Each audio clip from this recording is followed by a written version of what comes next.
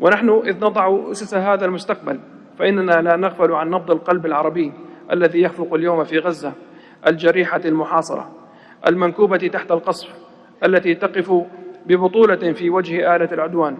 إن نداء غزة نسمعه بين ضلوعنا ونراه في عيون أطفالنا، ونعرف تماما أن من لا يحزن لغزة لا قلب له، ومن لا يغضب لها لا ضمير عنده. لقد آن لمنطقتنا أن تنعم بالسلام، ولشعوبنا أن تحيا بالكرامة.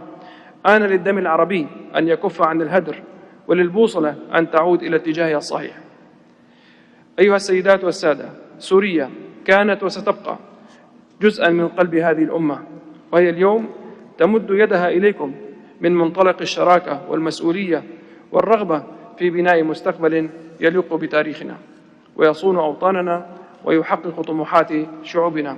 لقد أنهكتنا